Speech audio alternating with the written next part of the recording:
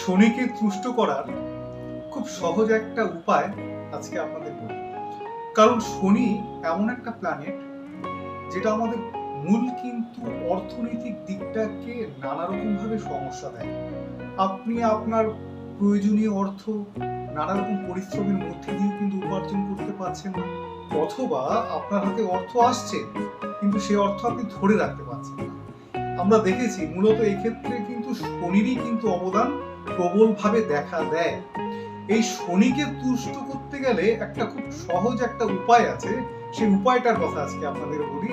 সেটা হচ্ছে তিলের তেল। তিলের তেল মূলত হচ্ছে শনিকেই নির্দেশ করে। আমরা তিলের তেল শনিদেবকে অর্পণ করা বা বট গাছে অর্পণ করা বা এই তিলের তেলের শনিকে নিয়ে একটা কিন্তু নানা রকম ভাবে অ্যাপ্লাই করার ব্যাপার থাকে।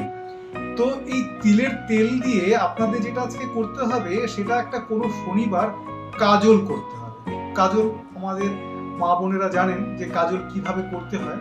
সে কাজল করে সেই কাজল দেখবেন বৈষ্ণব মতে দ্বাদশ অঙ্গে তিলক সেবার কিন্তু একটা প্রচলন কিন্তু রয়েছে।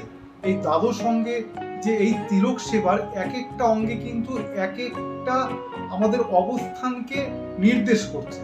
তো এই যে আপনি কাজল করলেন, সেই কাজল যদি প্রত্যেকদিন আপনি কণ্ঠে দেখবেন, অনেক সময় আমরা দেখেছি কণ্ঠে কোনো ফোঁটা দিতে, সিঁদুরের ফোঁটা বা নানা প্রকার ফোঁটা হতে পারে। এই কাজল যদি আপনারা প্রত্যেকদিন এই কণ্ঠে একটু একটু করে আপনারা দিতে থাকেন সেই তিলের তেলের কাজলের, তাহলেও কিন্তু এই যে নেগেটিভ শনির কুপ্রভাব সেটা কিন্তু নষ্ট হবে।